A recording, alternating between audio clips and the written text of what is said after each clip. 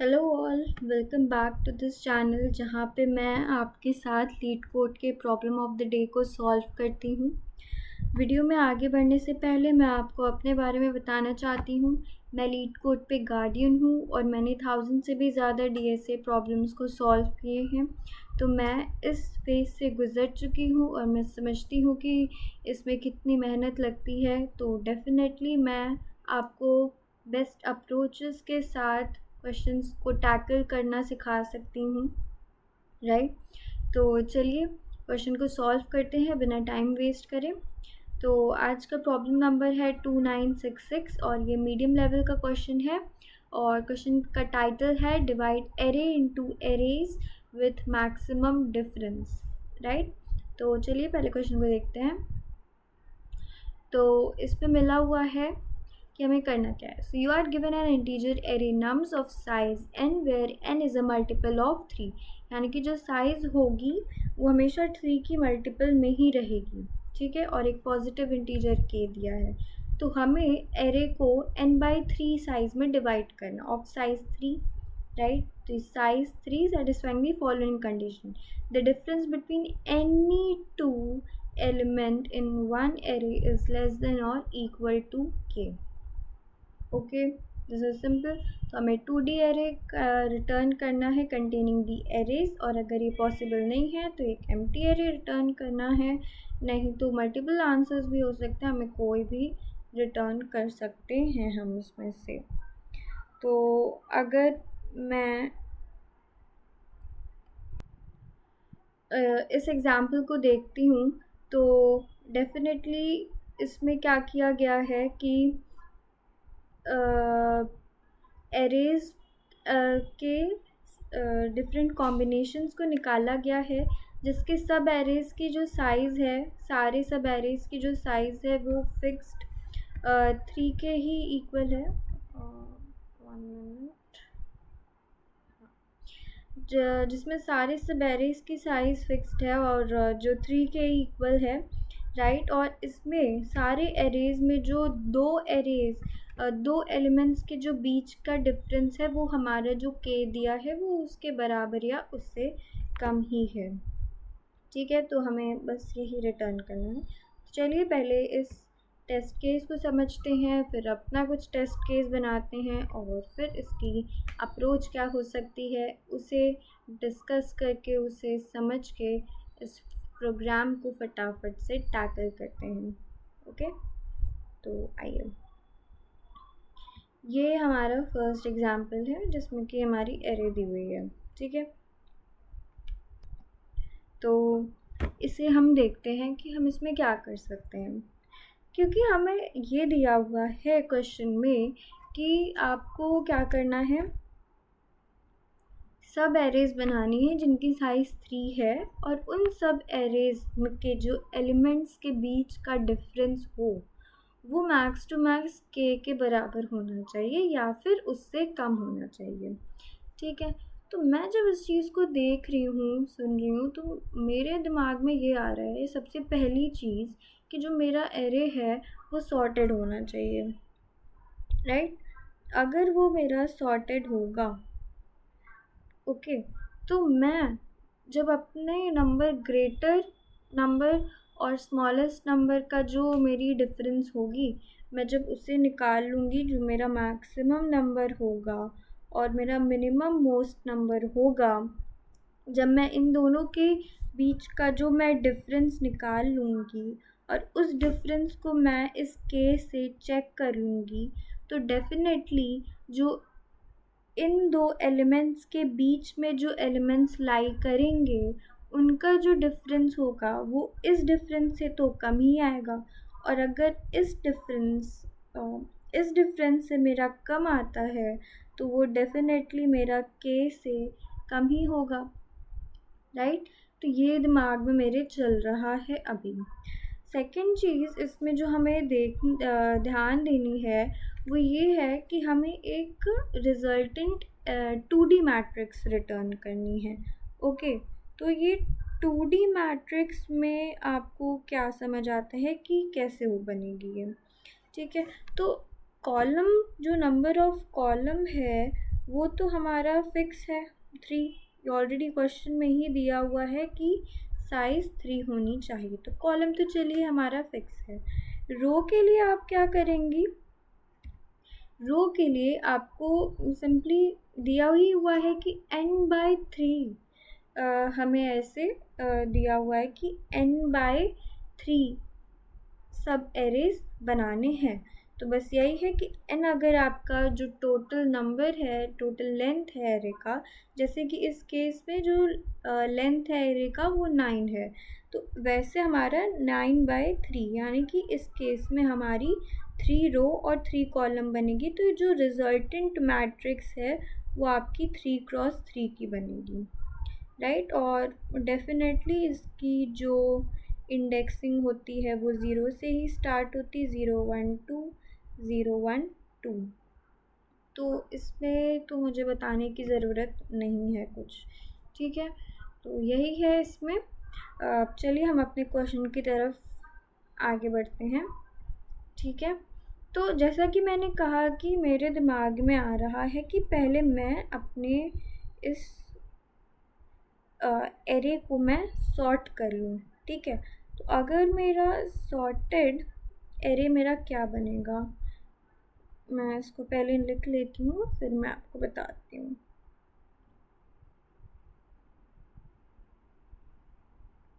Okay, तो मेरा ये सॉर्टेड एरे है, ये 4 है, ठीक है, 7 मत समझिएगा। तो ऑब्वियसली इसकी जो साइज़ बन रही है वो 9 की कलर, और ये सॉर्टेड है, राइट। तो जैसा कि मैंने कहा कि जब मेरा ये सॉर्टेड हो जाएगा और मैं जब मैक्सिमम और मिनिमम मोस्ट एलिमेंट का जो डिफरेंस होगा, दैट इज़ 9 - 1 8, राइट। तो जब मैं ये निकालती हूँ 9 - 1 8, यानी कि ये मैक्सिमम पॉसिबल डिफरेंस है जो मुझे इन दो एलिमेंट्स के बीच में, जो एलिमेंट्स हैं उनके बीच में किसी भी दो एलिमेंट को मैं माइनस कर लूँ, चाहे वो 8 - 1 हो, चाहे वो 9 - 1 हो, चाहे वो 9 - 3 हो या 7 - 3 हो, वो सारे जो मेरे डिफरेंस आएंगे वो इसके बराबर या इसके कम ही होंगे। This is what I am trying to say. तो जब मुझे ये चीज़ दी हुई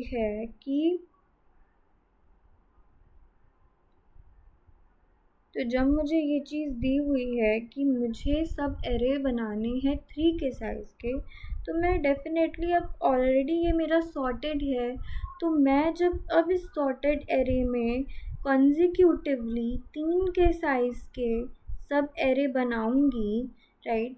और मैं इन सब एरेज की जो सबसे ग्रेटेस्ट नंबर और सबसे स्मॉलेस्ट नंबर के जो बीच का डिफरेंस है उसको कंप्यूट करके अगर मैं उसकी कंडीशन को चेक कर लूँ, राइट, जैसे 5 - 3 हो गया, 9 - 7 हो गया, तो जब मैंने इस कंडीशन को मैं चेक कर लूँ कि वो है कि नहीं, तो मैं ईज़िली अपने इन एरेज को एज अ कॉम्बिनेशन और रिजल्टेंट एरे में मैं स्टोर कर सकती हूँ, राइट। तो बस यही मेरी अप्रोच होगी, बहुत सिंपल सा है, क्योंकि आप इसमें क्लियरली देख पा रहे हैं कि ऊपर इस केस में मुझे के जो है वो 2 मिला हुआ है, ठीक है। तो जब मुझे के 2 मिला हुआ है तो मैं अपने फर्स्ट एरे में चेक कर रही हूँ कि क्या 3 - 1 जो है वो 2 होता है, तो 2 तो डेफिनेटली के बराबर है, राइट। तो ये वाली केस तो मेरी एक्सेप्ट हो गई। फिर 5 - 3 देख लीजिए, 5 - 3 भी मेरा 2 होता है, राइट। तो ये भी मेरी कंडीशन चेक हो रही है। और फिर 9 - 7 होता है जो कि फिर से 2 होता है, और ये भी के बराबर है, तो मेरी ये कंडीशन भी चेक हो रही है, राइट। तो मेरा जो अब रिजल्टेंट एरे जो बन रहा है 2D एरे, वो बहुत ही आसानी से 1 1 3 3 4 5 और 7 8 9 का बन पा रहा है, राइट। ये ऐसे बन जाएगा। और ये एक्सेप्टेड भी होगा। ठीक है, तो बस ये सिंपल सी कंडीशन है। हम अपना एक और एग्जांपल के थ्रू इसको समझते हैं। और जैसे कि मान लीजिए मेरा जो नम्स है वो मुझे मिलता है 2 1 6 3 3 और हो गया 8। ओके, ये हो गया। प्लस हमें यहाँ पे ये भी देखना है कि जो हमारे हम कंडीशन जो केसेस लेंगे हम, उसमें जो केसेस हमारे बनेंगे कंसिडरेबल होंगे वो यही होंगे कि जो हमारे नम्स है उसकी लेंथ 3 का मल्टीपल ही होना चाहिए फॉर श्योर। ठीक है, तो ये मान लीजिए मैंने एरे लिया, तो अब मेरी पहली क्या अप्रोच होगी?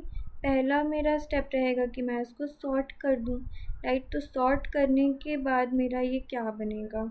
तो ये हो जाएगा 1 2 3 3 6 8। सिंपल सा है। अब इसके मेरे सॉर्ट होने के बाद मैं बस इसमें इसको ग्रुपिंग कर दूँगी 3 के सब ग्रुप्स में, राइट। और ये मेरा जैसे ग्रुप हो गया तो मैं सारे ग्रुप्स के मैक्सिमम और मिनिमम मोस्ट एलिमेंट को मैं चेक करूँगी। मैंने जब इसके मैक्सिमम और मिनिमम मोस्ट एलिमेंट को चेक किया तो, और मान लीजिए मैं भूल गई कि के को मान लो मैंने लिया है 4। ठीक है, तो के को मैंने लिया है इस केस में 4। तो जब मैं यहाँ पे मेरा ये फर्स्ट सब एरे है और ये मेरा सेकंड सब एरे है और मैं इसके मैक्सिमम और मिनिमम मोस्ट डिफरेंस एलिमेंट को फाइंड आउट करती हूँ, तो ये हो जाएगा 3 - 1 जो कि है 2, राइट। तो this is the maximum difference I can get. और 2 जो है वो 4 से लेस में आता है, और 4 से लेस में आता है यानी कि ये वाला मेरा सब एरे एक्सेप्ट हो जाएगा, राइट। तो मेरा अगर जो रिजल्टेंट एरे है वो मैं उससे बनाती हूँ तो 2 रोज़ उसकी बनेंगी और 3 कॉलम बनेंगे। क्या ये कुछ ऐसा होगा? बिल्कुल ऐसा होगा। तो मेरा जो पहला रो है वो तो मेरा फिल हो जा रहा है। ठीक है, अब मैं सेकंड वाले पे आती हूँ। तो सेकंड वाले में मुझे मिल रहा है 8 - 3। तो 8 - 3 तो होता है क्या? 5। और 5 जो है ये तो 4 से बड़ा है, तो ये जो हमारी गिवन कंडीशन है ये तो इसको फॉलो नहीं कर रहा है, तो ये नहीं एक्सेप्ट होगा, राइट। और क्योंकि हमें क्लियरली, भले ही आप ये देख रहे हो कि 8 - 6 2 है और 6 - 3 3 है, ये दोनों केसेस एक्सेप्ट हो रहे हैं, दैट इज़ इन दोनों के बीच में और इन दोनों के बीच में और इन दोनों के बीच में जो है वो एक्सेप्ट हो रहा है। पर हमें क्या करना है कि हमें सारे एलिमेंट्स के बीच के डिफरेंस को इस कंडीशन के अंदर लाना है, राइट। तो ये एक ऐसी कंडीशन 8 - 3 जो सबसे ग्रेटेस्ट है वही नहीं एक्सेप्ट हो रही है, तो ये वाला हमारा एम्प्टी रह जाएगा। और क्योंकि ये एम्प्टी रह जाएगा तो हमारा जो फाइनल रिजल्टेंट एरे है वो एक एम्प्टी एरे जाएगा।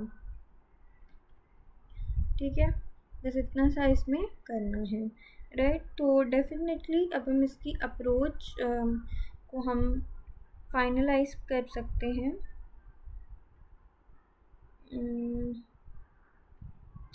विच इज़ लाइक, सबसे पहले तो मैं, जैसा कि मैंने कहा था कि मैं इसमें सॉर्ट कर दूंगी।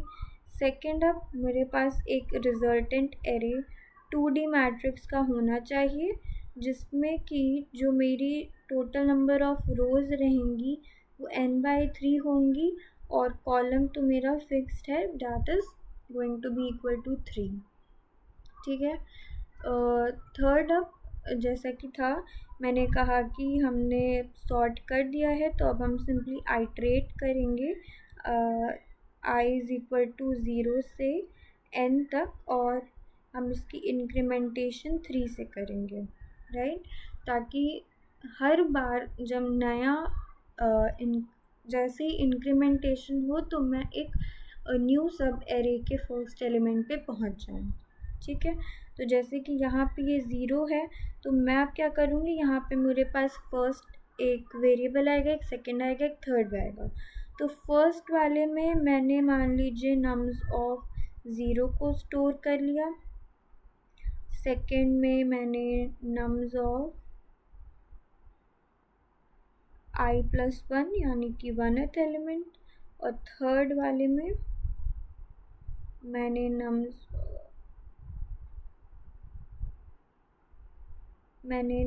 ऑफ i+2 स्टोर कर लिया, ठीक है। यही बस है।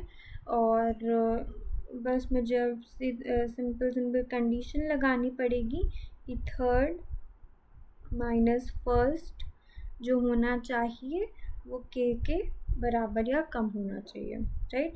प्लस मुझे एक और वेरिएबल लगेगा जो कि होगा सी, और ये मेरी रो के काउंटिंग को स्टोर करेगा, राइट। जैसे कि रो की काउंटिंग को कैसे ये करेगा, मान लीजिए कि मेरा ये रिजल्टेंट एरे है, तो कॉलम के लिए तो डायरेक्ट मैंने 0 1 2 कर लिया। तो अब मुझे क्या करना है कि रिजल्टेंट एरे में मान लीजिए ये है, तो मैं ये कैसे करूँगी कि पहले वाले आइटरेशन में मेरा सिर्फ 0th वाला ही जो रो है वो फिल हो, सेकंड आइटरेशन में फर्स्ट वाला ही फिल हो, फिर थर्ड आइटरेशन में मेरा सेकंड वाला ही फिल हो। उसके लिए मुझे एक काउंटर लगेगा, राइट। ये वही काउंटर है, इस काउंटर का यही काम रहेगा कि ये हर आइटरेशन में सेम रहेगा, मतलब, और फिर जैसे ही वो वाला ख़त्म होगा तो ये एक बार बढ़ जाएगा। तो जब ये 0 है तो ये 0th में ही यहाँ पे और यहाँ पे फर्स्ट सेकंड और थर्ड एलिमेंट इसमें फिल होंगे। उसके बाद इंक्रीमेंट होके दोबारा यहाँ पे फर्स्ट सेकंड और थर्ड फिल होंगे, और फिर यहाँ पे ये ऐसे चलता जाएगा ये। तो बस यहाँ पे मैंने C(0) में मुझे फर्स्ट स्टोर करना होगा, फिर C(1) में सेकंड स्टोर करना होगा, और C(2) में मेरा थर्ड स्टोर होगा, और यहाँ पे ये इंक्रीमेंट हो जाएगा। एंड इफ़ बाय चांस मान लीजिए कि ये वाली जो मेरी कंडीशन है वो सेटिस्फाई नहीं हो रही है, तो मुझे बस एक एम्प्टी एरे को रिटर्न करना होगा, एंड बाय द एंड मुझे बस अपने रिजल्टेंट मैट्रिक्स को रिजल्टेंट मैट्रिक्स जो है मेरी उसे रिटर्न करना होगा बस। चलिए हम इसे कोड करके फिर आज के इस क्वेश्चन को ख़त्म करते हैं।